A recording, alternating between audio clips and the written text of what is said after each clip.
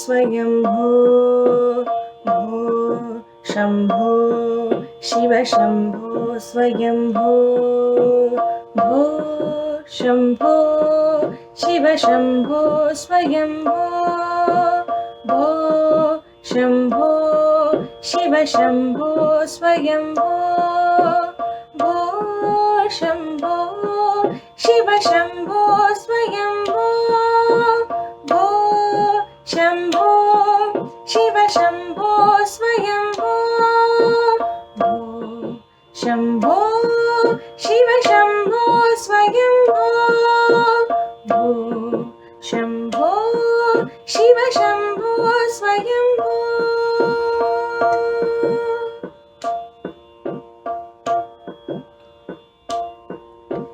गंगाधर शंकर करुणाकर मामव भवसागर तारग गंगाधर शंकर करुणाकर मामव भवसागर तारग भो शम्भो शिव शम्भो स्वयंभो भो शम्भो शिव शम्भो स्वयंभो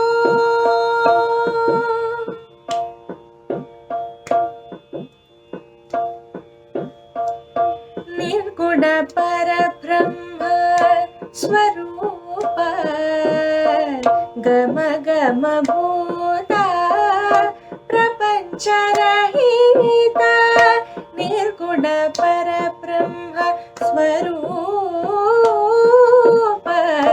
गम गम भूता प्रपंच रहित निज गुण निहित निदानंत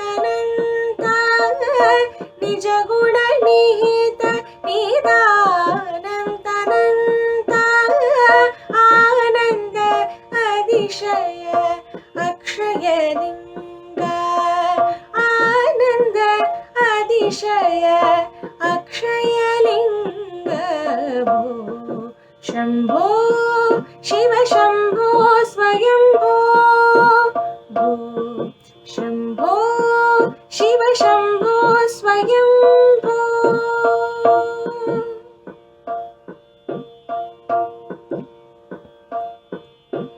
धिमित धिमित धिमि धिमि किट किट तो तोम तोम तरे किट किट तो धिमित धिमित धिमि धिमि किट किट तो तोम तोम तरे किट तो मतंग मुनिवर वंदित ईशा सर्वदिगंबर वेष्टित वेशा मतंग मुनिवर वंदित ईशा सर्वदिगंबर वेष्टित वेशा नित्य निरंजन नित्य नटेश ईशा सबेशा सर्वेशा भो शम्भो शिव शम्भो स्वयंभो भो शम्भो शिव शम्भो स्वयंभो शिव शम्भो स्वयंभो शिव शम्भो स्वयंभो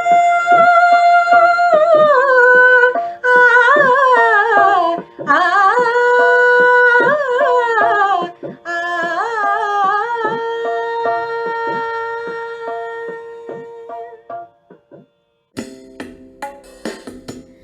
राम राम राम राम राम नाम तारकं राम राम राम राम राम नाम तारकं रामकृष्ण वासुदेव भक्ति मुक्तिदायकं रामकृष्ण वासुदेव भक्ति मुक्तिदायकं जानकी मनोहरं सर्वलोकनायकं जानकी मनोहरं सर्वलोकनायकं शङ्करादिसेव्यमान दिव्यनाम वैभवं शङ्करादिसेव्यमान दिव्यनाम वैभवं राम राम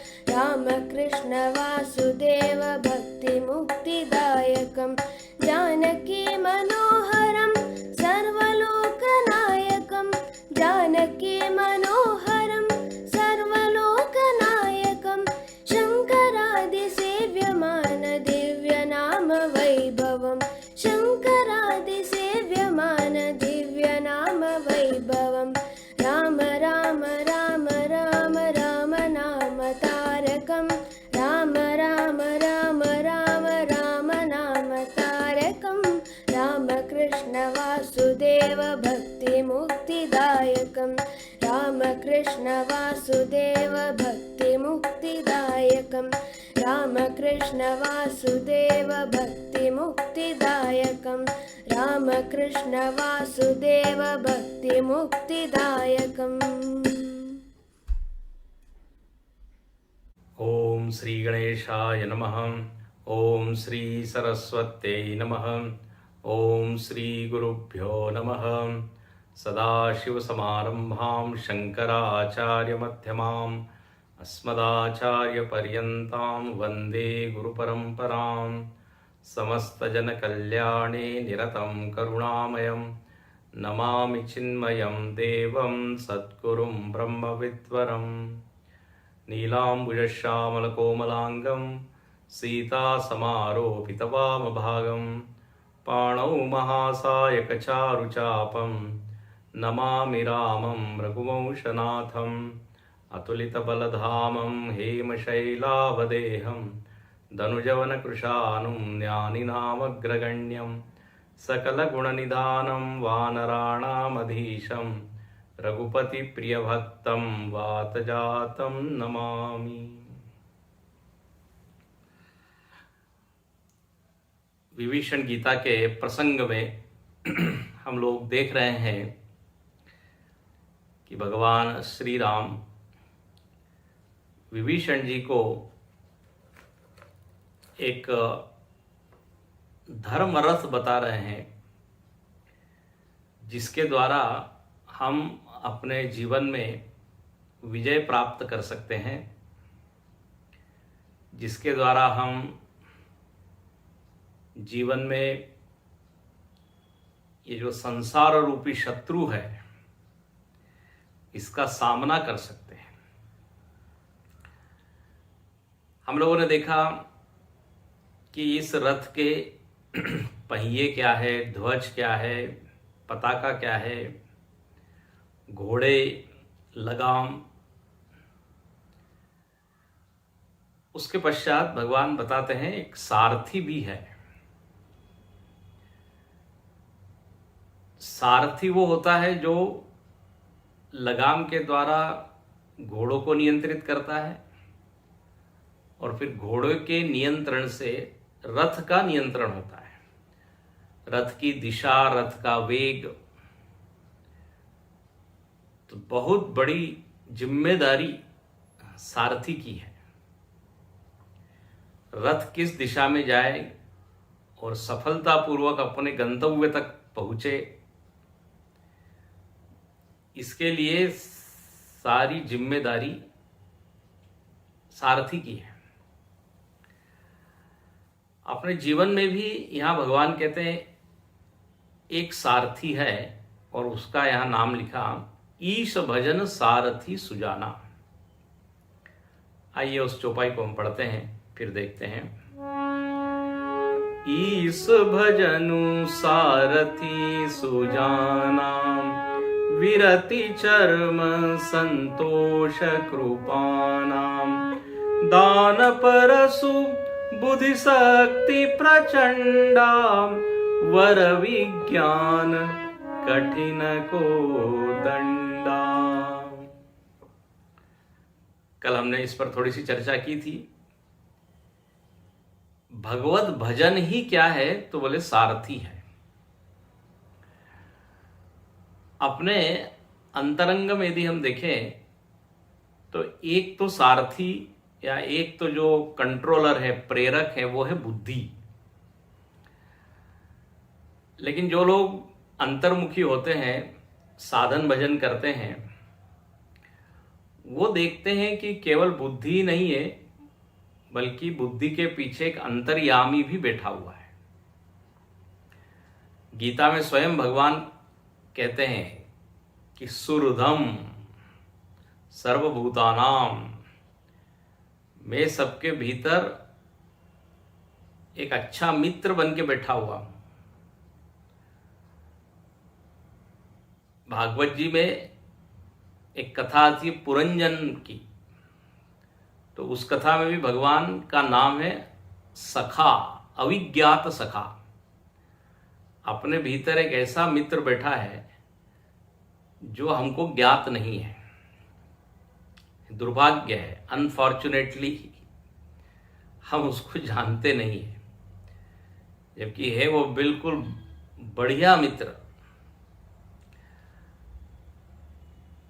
अब वो है तो सही, लेकिन उसकी अनुभूति नहीं होती है। तो बोले उसका अनुभव करना है तो भजन ही है उपाय। भक्ति करेंगे तो उसकी प्रतीति, उसकी प्रेजेंस हमको अनुभव में आने लगती है। और भगवान को इतना अच्छा लगता है जब उनकी कोई भक्ति कर रहा है, उनसे कोई प्रेम कर रहा है। भगवान कहते हैं चलो तुम्हारे जीवन की बागडोर मैं संभाल लेता हूं। भगवान अपना पोषण करते हैं, रक्षण करते हैं। देखिए अर्जुन के लिए भगवान सारथी बने। क्यों बने? क्योंकि अर्जुन की भगवान के प्रति भक्ति थी। देखो इसलिए उसने चुन लिया, भगवान को ही चुना उसने। भक्ति नहीं होती तो क्यों चुनता हो? भगवान तुरंत तैयार हो गए, बोले अरे वाह, तूने इतनी बड़ी नारायणी सेना को छोड़ा, मेरे जैसे निहत्थे को ले लिया, तो अब मेरी जिम्मेदारी है। तो भजन यदि हो तो भगवान सारथ्य करते हैं, भीतर बैठे हुए हैं, तैयार हैं। देखिए भीतर बैठकर भगवान जो है वो अपनी खुशी जाहिर करते हैं। जब हम कुछ अच्छा काम करते हैं तो भीतर से एक प्रसन्नता मिलती है। वो प्रसन्न वास्तव में कौन है? भीतर वाला प्रसन्न हो रहा है, इसलिए हमको अच्छा लगता है। भीतर वाला नाराज भी होता है जब हम गड़बड़ करते हैं, जो नहीं करना है वो करते हैं। भीतर वाला सलाह भी देता है, सजेशंस। लेकिन चूंकि हम इतने सूक्ष्म और संवेदनशील नहीं होते हैं, तो हम उनकी सलाह की ओर ध्यान ही नहीं देते, बल्कि वो सलाह हमको सुनाई ही नहीं देती।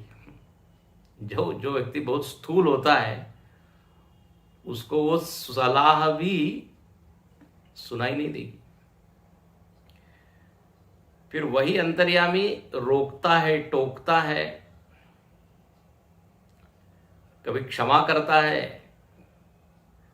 कभी भीतर से अपना गुस्सा जाहिर करता है। ये सब होता है। इसलिए भगवान कहीं बैठकर ये सब करते हैं ऐसा नहीं है, कहीं सातवें आसमान पर, बिल्कुल अपने ही हृदय में बैठे हैं। इसलिए मुंडकोपनिषद में भी जब कह दिया कि ये जो शरीर है वृक्ष है और उसमें दो पक्षी है, वहां वृक्ष का रूपक दिया है और जीव और ईश्वर को दो पक्षी बताया है। तो वो पक्षी बिल्कुल प्रसन्न है, वो देखते रहता है कि ये जीव महाराज क्या कर रहे हैं। जो व्यक्ति भजन करता है उसको उस ईश्वर के संकेत दिखाई पड़ते हैं, दिखाई देते हैं। भगवान कहते हैं यदि आप भजन करने लग जाए तो फिर मैं आपका योगक्षेम भी वहन कर लूंगा, जीवन को मैं दिशा दूंगा, जीवन का प्रेरक तत्व मैं बन जाऊंगा। इसलिए तुम शरणागत हो जाओ मेरे बस। और भगवान आमंत्रित करते हैं कि आप शरण लो, मैं शरण देने के लिए तैयार हूं।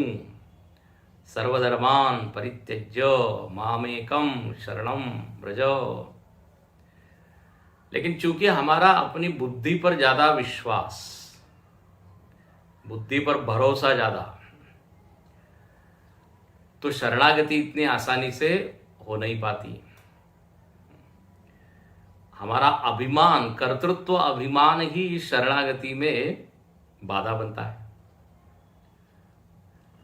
हम बुद्धि से चलते हैं, अंतर्यामी से नहीं चलते। ध्यान से सुनना। और जरूरी नहीं है ये बुद्धि हमेशा ही सही दिशा में ले जाए। अनेक लोगों के पास बुद्धि होती है लेकिन वो इतनी गड़बड़ होती है।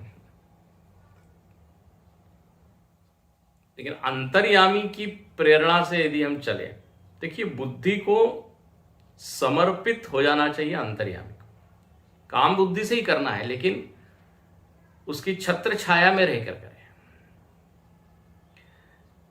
जैसे शिवाजी महाराज ने अपना जो राज्य है वो समर्थ रामदास स्वामी जी के झोली में डाल दिया, कहा हम आपको सब कुछ समर्पित करते हैं।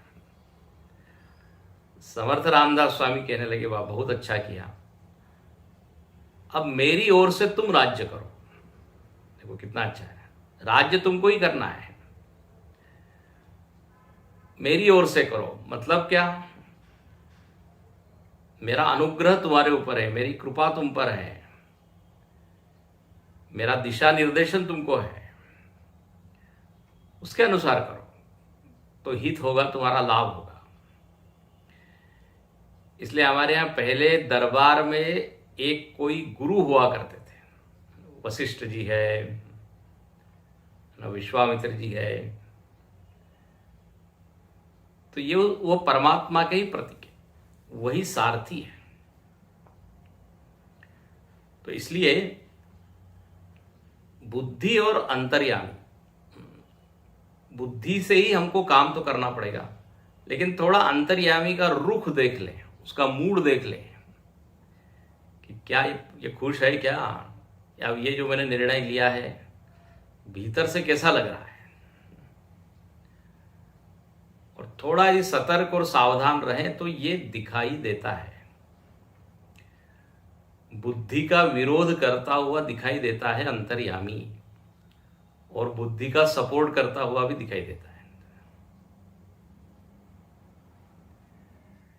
अब आप देखिए कुरुक्षेत्र में अर्जुन वहां खड़ा है और युद्ध के लिए बिल्कुल सब तैयारी हो चुकी है, और अर्जुन की बुद्धि कहती है कि नहीं, युद्ध नहीं करना चाहिए। ठीक है ना, ध्यान से सुनना। बुद्धि उसकी क्या कह रही है, विचार बोले नहीं नहीं, ये तो अहो बत महत पापम कर्तुम व्यवसिता वयम, ये तो हमने पाप करने का निश्चय कर लिया, ये तो बिल्कुल ठीक नहीं है। इससे बढ़िया तो क्या है, भिक्षा मांग के मैं जीवन जीऊं। अब ये देखिए, ये बुद्धि है। अर्जुन यहां पे बुद्धि का प्रतीक है। अब जब तक उसकी बुद्धि बोल रही थी भगवान चुप थे, लेकिन जैसे ही उसने समर्पण किया, खुद कहता है कि मैं आपका शिष्य हूं, शिष्यस्ते हम शादिमाम त्वाम प्रपन्नम, आप मेरे ऊपर शासन कीजिए। मेरी बुद्धि कुंठित हो गई है, क्या निर्णय लेना चाहिए मुझको समझ में नहीं आ रहा है। अब देखिए, भगवान की शरण में बुद्धि चली गई और उसके बाद देखिए निर्णय सही हुआ। अर्जुन ने कहा आप जो कहेंगे वही मैं करूंगा, करिष्ये वचनम तव, तो बन गया ना सारथी। और देखिए उसका परिणाम क्या हुआ, युद्ध में विजय। बस यही बात अपने जीवन में घटती है। ये विजय रथ है ना, विजय रथ। तो विजय रथ की बारीकियां बताई जा रही है जीवन की। अंतर अंते स्थित्वा, हाँ, अंतरंग में रहकर जो नियमन करे वो अंतर्यामी। सर्वस्य चाहम हृदि सन्निविष्ट। भजन करते जाएंगे तो उसका सारथ्य समझ में आने लगता है। इसलिए ईश भजन सारथी सुजाना। असली बुद्धिमत्ता यही है कि हम भगवान की शरण में रह के चिंतन करें, विचार करें। भगवान से श्रेष्ठ कोई चीज नहीं है, ये बुद्धि में बैठ जाए तो बस। इसलिए हम गायत्री मंत्र में भी कहते हैं ना, भर्गो देवस्य धीमहि धियो यो न प्रचोदयात्। मेरी बुद्धि सही दिशा में चले, यही मैं प्रार्थना करता हूं। प्रेरित करे मुझको सही दिशा में। तो अपना अभिमान कम करें, भगवान का विश्वास अधिक बढ़ाएं। यही ईश भजन सारथी है। फिर कहते हैं विरति चरम संतोष कृपाणा। विरति चरम, वैराग्य जो है ढाल है। कल संकेत किया था, वैराग्य मतलब अपने सुख के लिए किसी पर निर्भर न होना। बिना उस वस्तु के भी हम प्रसन्न रह पाए, बस ऐसा यदि हो जाए तो समझ लीजिए हम विरक्त हो गए। आसक्ति मतलब क्या कि मेरा सुख उस वस्तु पर निर्भर है। वस्तु है तो मैं सुखी, वस्तु नहीं तो मैं सुख नहीं। वस्तु मर गई तो सुख मर गया, वस्तु चली गई तो सुख चला गया। तो हम तो बिल्कुल ही क्या निर्भर हो गए, पराधीन हो गए। तो बोले ढाल आप लीजिए, ये विषय के आप अधीन मत हो जाइए, विषय के आक्रमण को सही है। विषय बार बार कहते रहते मेरे पास आओ, मेरे पास आओ, मैं सुख दूंगा। लेकिन विरक्त व्यक्ति जानता है ये सब दावे हैं, वादे हैं। इन वादों का क्या, कोई ये सही नहीं है। जितना ये वचन देते हैं, जितना ये प्रलोभन देते हैं, पास में जाने पर फीका है। ऊंची दुकान फीके पकवान। कहते हैं दूर के ढोल सुहावने। दूर से ढोल बड़े अच्छे लगते हैं, लेकिन पास में जाते हैं कर्कश। तो ये ऐसे विषय है। इसलिए वैराग्य की शक्ति बढ़ाना चाहिए। वैराग्य मतलब विषयों से भागना नहीं, या विषयों से घृणा नहीं करना।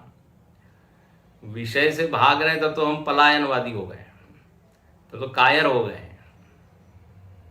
तो विरक्त कोई कायर व्यक्ति का नाम नहीं है।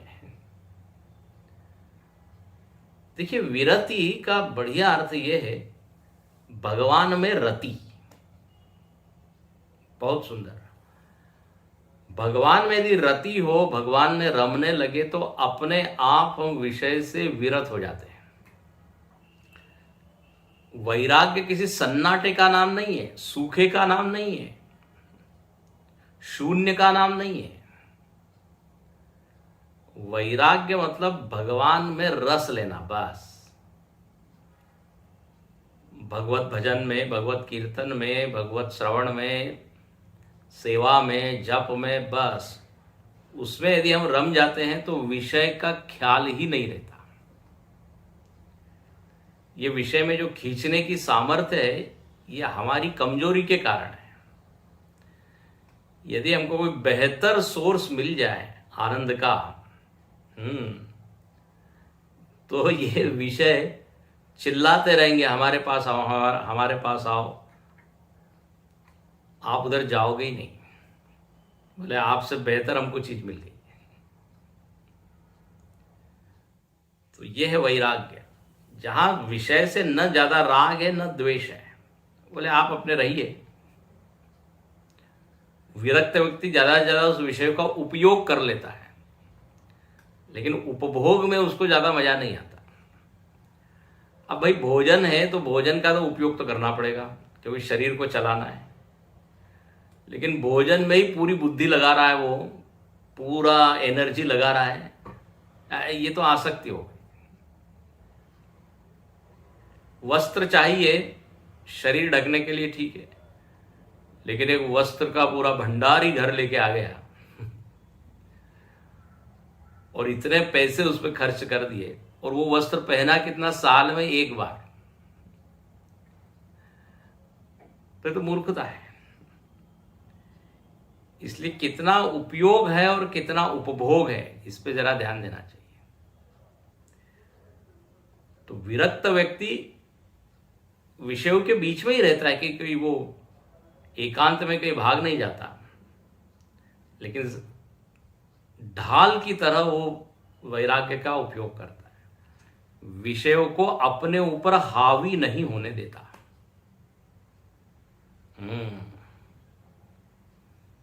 तो विरति चरम, जितना चिंतन करे उतना कम ही है। और संतोष कृपाना, एक कृपाण है, हाँ, छोटी सी तलवार है, वो एक कृपाण। सिख लोग जैसे रखते हैं ना तलवार, कृपाण, कृपाण कहते हैं। तो बोले ये तलवार क्या है, तो बोले संतोष ही तलवार है। अब तलवार से हम क्या करते हैं, चीज को काटते हैं, मारते हैं। तो देखिए ये संतोष को है तलवार का, इसका क्या अर्थ है, क्या काटना है हमको। तो देखिए संतोष की जो विरोधी वृत्ति है वो है लालच या लोभ। संतोष का अर्थ क्या है कि जितना मेरे पास है वो जरूरत से बहुत ज्यादा है। संस्कृत में इसको कहते हैं अलम, अलम प्रत्यय। उसके भीतर एक प्रवाह है, एक वृत्ति का कि बहुत है, इनफ, इनफ इज देयर। अभाव की जरा भी उसको अनुभूति नहीं होती। अभाव की अनुभूति का नाम है दरिद्रता, तृष्णा। जहां पर वो सतत उसको लगता है कि अभी थोड़ा और चाहिए, अपूर्णता का अनुभव करता है।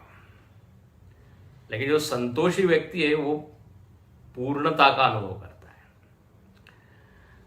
अच्छा देखिए, संतोष यानी ऐसा मन को मारने का नाम नहीं है। संतोष मतलब परिपूर्णता का नाम है।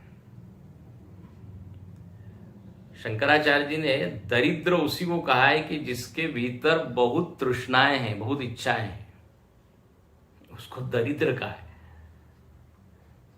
मतलब उसके बाद भले ही पैसा हो, लेकिन यदि इच्छाएं बनी हुई है मतलब बोले दरिद्र है। क्योंकि दरिद्रता का मतलब क्या, सतत अभाव की अनुभूति होना, अरे अभी थोड़ा और चाहिए। लेकिन जिसके पास संतोष है वो कहता है अरे भगवान की बड़ी कृपा है, हम इतने योग्य नहीं है फिर भी बताइए इतना दे दिया है, इतना दे दिया है, उसने छप्पर फाड़ के दिया है। उसको सतत ये लगता है।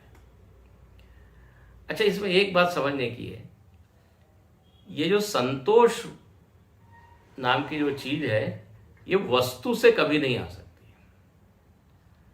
संतोष का स्रोत वस्तु नहीं होती।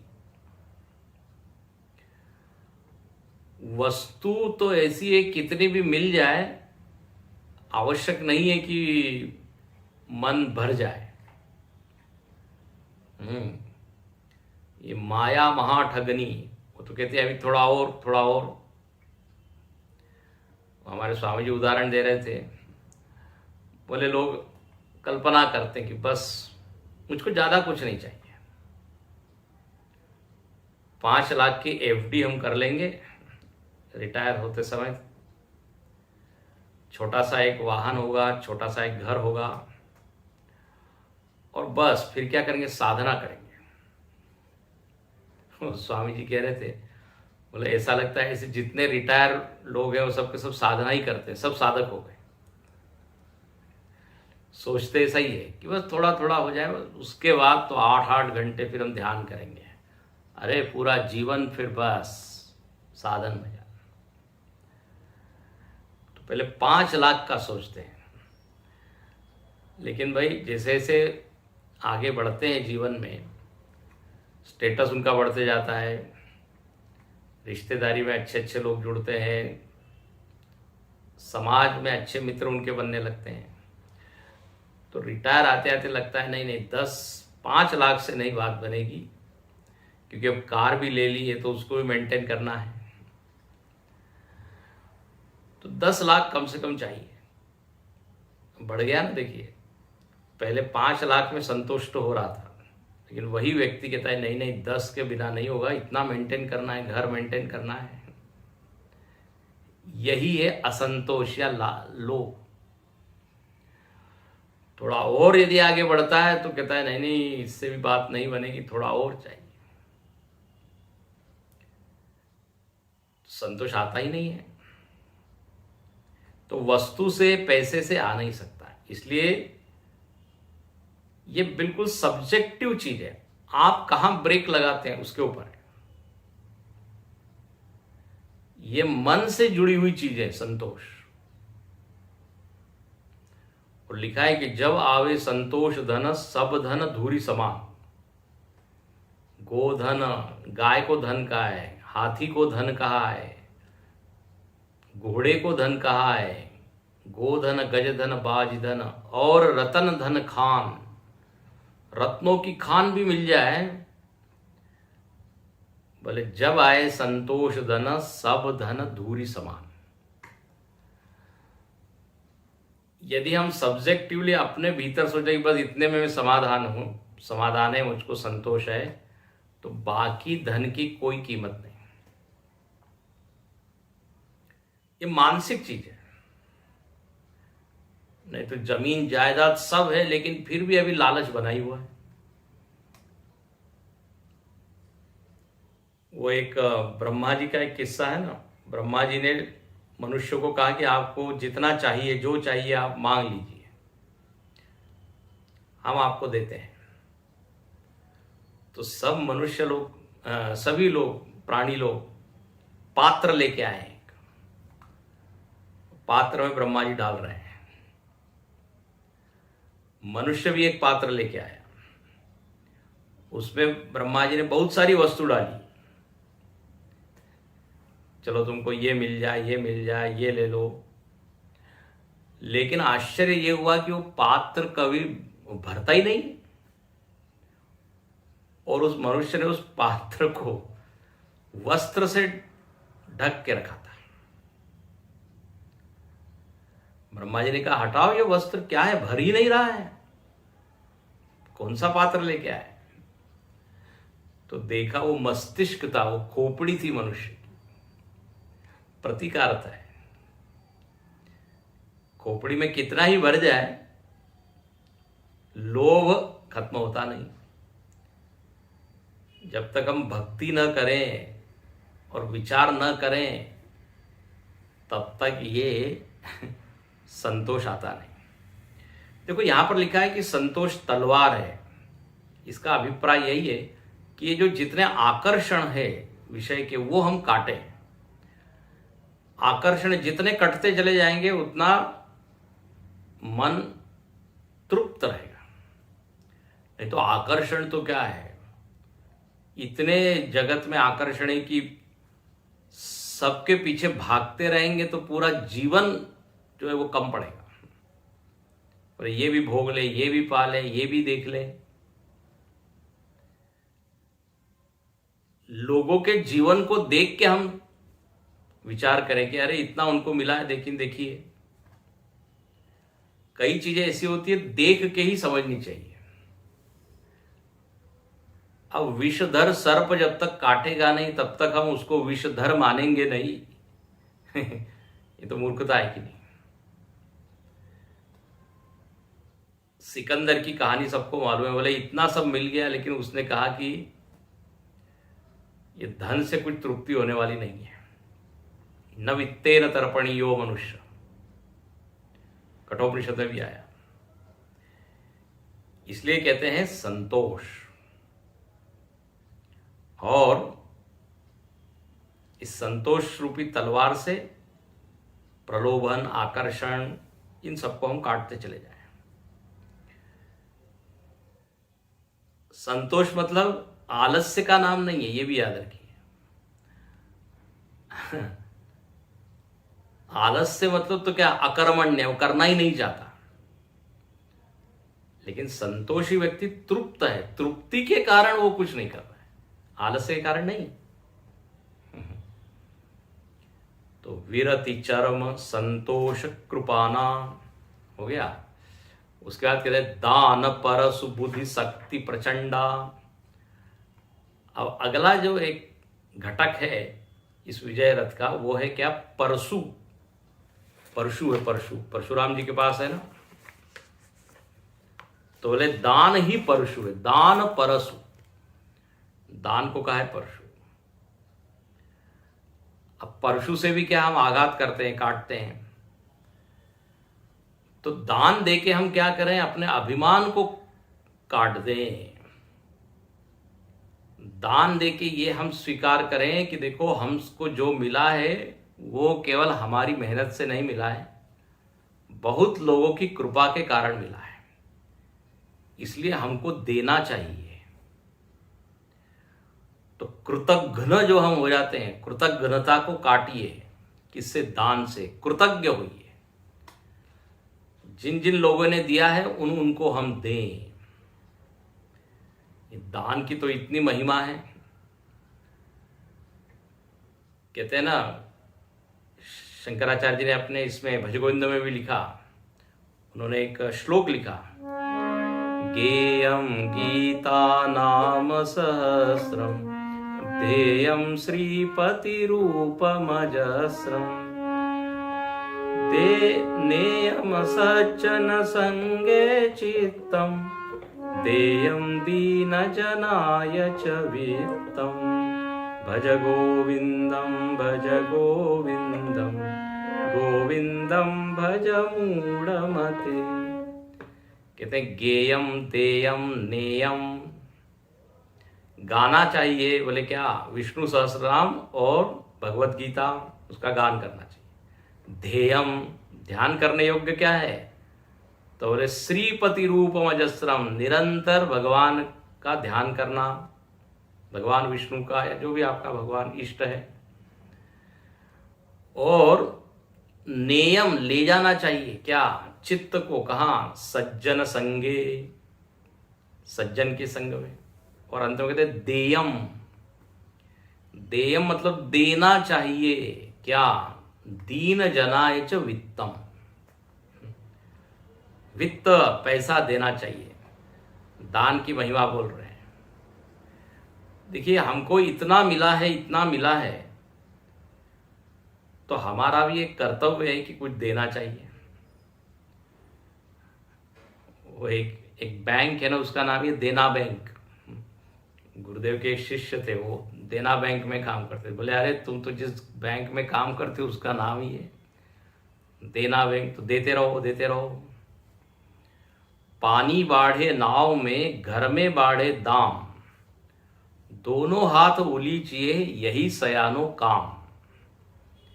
कहते हैं पानी यदि बढ़ रहा है नाव में और पैसा यदि आ रहा है भगवान की कृपा से घर में, तो बोले दोनों हाथ से आप उसको उलीचिए, बाहर फेंकिए, यही सयानो काम। बुद्धिमत्ता का यही काम है, बुद्धिमान व्यक्ति यही करता है। नाव में पानी आ रहा है तो और पानी नहीं डालता, डूब जाएगा। घर में पैसा आ रहा है तो केवल इकट्ठा ही नहीं कर रहा है, अरे बोले इतना है तो देना चाहिए। और ऐसा कहा है कि जैसे एक चिड़िया यदि समुद्र में से एक बूंद पानी ले लेती है तो समुद्र का कुछ घट नहीं जाता। ऐसे अपने पास भी यदि धन है तो देने में कोई उसका वो क्या कहते हैं, बैंकरप्ट नहीं हो जाएगा, दरिद्र नहीं हो जाएगा, कंगाल नहीं हो जाएगा। लोग बड़े कृपण होते हैं, उनकी क्षमता होती है करोड़ों करोड़ों रुपए, लेकिन नहीं, ऐसी कुछ वृत्ति है कंजूसी की, कृपणता की, कि वो दे नहीं पाते। जिसमें देने की वृत्ति है, समझ लीजिए भगवान की बड़ी कृपा है, क्योंकि ऐसे जो देने वाले लोग हैं इन्हीं के द्वारा समाज के सब काम होते हैं। इसलिए देखिए भागवत जी में कहा है कि धन को हम 4-5 भागों में बांटें। कुछ धन परिवार के लिए रखें, कुछ धन भोग के लिए रखें, कुछ धन आगे धन को बढ़ाने के लिए, है ना, इन्वेस्ट करते हैं लोग जैसे, और कुछ धन राष्ट्र के लिए, समाज के लिए। धन का बंटवारा होना चाहिए। ये परशु है, दान परशु। गीता में भगवान बार बार कहते हैं कि भाई आप जब अर्जन करते हो तो अर्जन करते समय दोष आ जाते हैं, धन में दोष आ जाते हैं, द्रव्य अशुद्ध हो जाता है। कभी हम बेईमानी कर देते हैं, कभी झूठ बोल देते हैं, कभी कपट कर देते हैं, थोड़ा बहुत तो दोष आ ही जाता है धन कमाने में। अच्छा, अब धन में यदि दोष आ जाए, द्रव्य शुद्ध है और उसी द्रव्य से हम अन्न खरीद रहे हैं, भोजन कर रहे हैं, और फिर उस अन्न और भोजन को ग्रहण करने से वो दोष अपने भीतर चला गया सिस्टम में, बुद्धि दूषित हो गई। ध्यान से सुनना। तो अर्जन में द्रव्य की अशुद्धि हो गई, द्रव्य के अशुद्धि से बुद्धि अशुद्ध हो गई, और अशुद्ध बुद्धि से तो फिर सारे अशुद्ध काम होते हैं, कलह होता है, परिवार में सुख नहीं रहता। इसलिए जितनी शुद्धि अन्न की जरूरी है उतनी ही द्रव्य की, धन की भी है। अब लेकिन हमने गड़बड़ चीज से पैसा तो कमा लिया, गलत किसी वृत्ति के कारण, तो बोले चलो एक उपाय है, आप प्रायश्चित्त कीजिए। ये दान देना एक तरह का क्या है, प्रायश्चित्त है। हमसे गलती हो गई तो अब हम थोड़ा देते हैं। इसलिए भगवान कहते हैं पावनानि मनीषिणाम। ये जो दान है ये क्या है, बोले ये पवित्र करता है, इसलिए कृपणता कम हो। अच्छा, और लक्ष्मी जी को अच्छा लगता है जब हम दान देते हैं, लक्ष्मी जी और ज्यादा वहां आती है। दानम भोग नाश, कोई भोग करके पैसे को उड़ा देता है, कोई केवल बचा बचा के रखता है, तो खुद आनंद ही नहीं लेता, वो सरकारी खजाने में चला जाता है। लेकिन लक्ष्मी जी कहती है जो दान के द्वारा यदि मैं जाती हूं तो ये मेरी उत्तम गति है।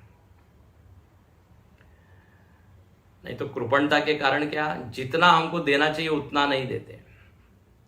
वो आपने सुना होगा ना वो किस्सा, बोले एक बार 2000 रुपए का नोट, 100 रुपए का नोट और 1 रुपए की कॉइन, ये तीनों आपस में बात कर रहे थे कि तुम कहाँ गए जरा बताओ।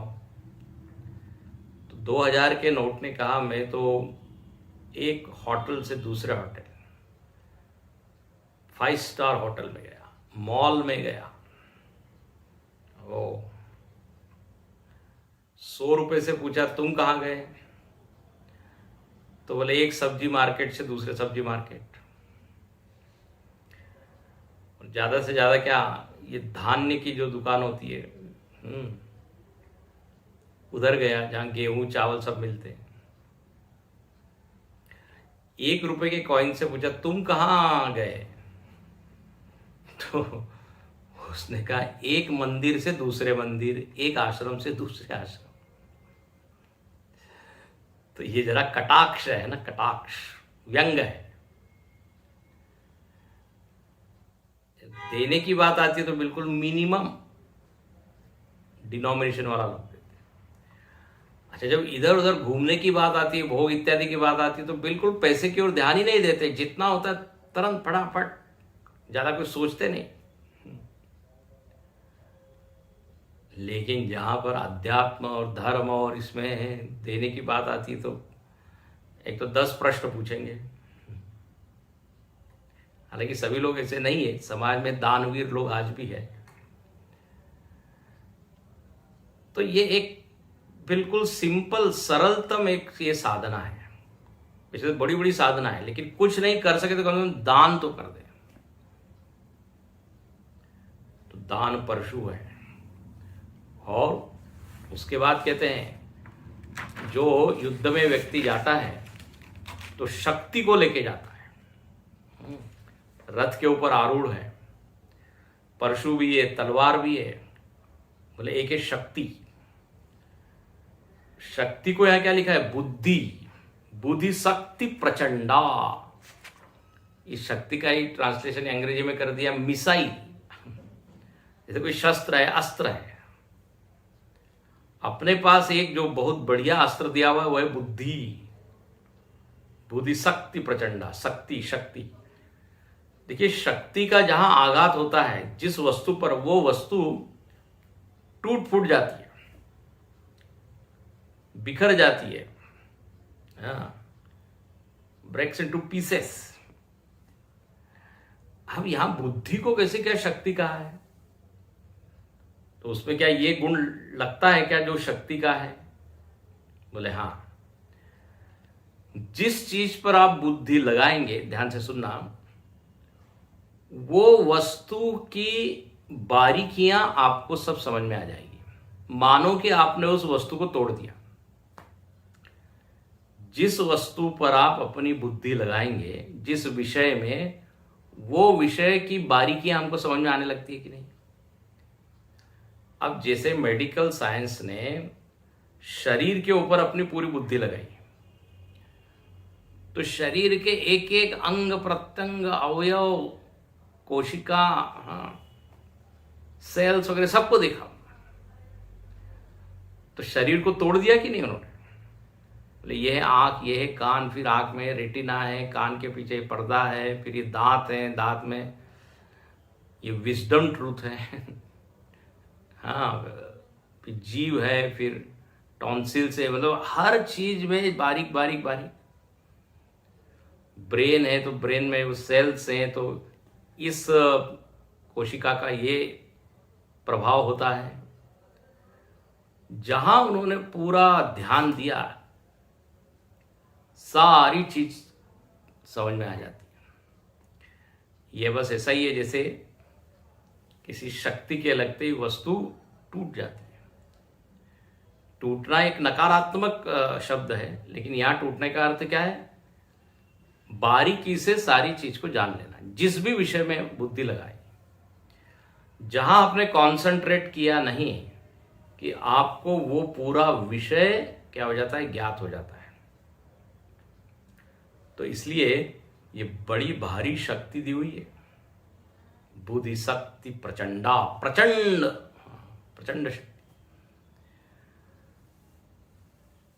जो बड़े बड़े अणुबम बनाए हैं जिसमें प्रचंड शक्ति है, आखिर वो निकले कहां से है? बम बुद्धि से ही निकले। अणुबम में तोड़ने की सामर्थ्य है, लेकिन अणुबम को बनाने की सामर्थ्य किसमें है? बुद्धि में है। इसलिए लिखते हैं कि इस बुद्धि को जरा आप संभाल लीजिए। यहां पर बुद्धि शक्ति है, इसका अभिप्राय यही है कि आप केवल बुद्धि को बढ़ाइए नहीं, उस बुद्धि की दिशा पर भी ध्यान दीजिए। बुद्धि को जितना अधिक हो सके सात्विक बनाइए। यह हम लोगों के लिए कह रहे हैं। जितनी बुद्धि सात्विक होगी उतने निर्णय ठीक होंगे, उतनी वह बुद्धि समाज के उपयोग में आएगी, समाज का हित करेगी। नहीं तो केवल तीव्र बुद्धि होने से बात नहीं बनती, उस शुद्ध बुद्धि होनी चाहिए। और शुद्ध बुद्धि के लिए फिर खाना पीना, उठना बैठना, ये सब भी संभालना पड़ेगा। किसके साथ हम रह रहे हैं? संग। इसलिए भगवान कहते हैं नित्य सत्वस्था। सत्व को बढ़ाओ, सत्व में स्थित रहो, तो तुम्हारी बुद्धि सात्विक होगी। सात्विक बुद्धि में शक्ति तो रहेगी ही, लेकिन उसकी दिशा भी ठीक रहेगी। तो इस तरह देखिए क्या बढ़िया एक एक अस्त्र अपने को भगवान ने दिया हुआ है। अभी कल और देखेंगे अंतिम दिन, एक धनुष भी दिया हुआ है। धनुष क्या है? तो बोले वर विज्ञान कठिन को दंडा। धनुष जो है वो है विज्ञान। तो आज हम ये रुकते हैं, कल हम देखेंगे बची हुई जो चौपाई है। ओम पूर्णमदः पूर्णमिदं पूर्णात् पूर्णमुदच्यते पूर्णस्य पूर्णमादाय पूर्णमेवावशिष्यते। ओम शांति शांति शांति। हरि ओम। श्री गुरुभ्यो नमः। हरि ओम।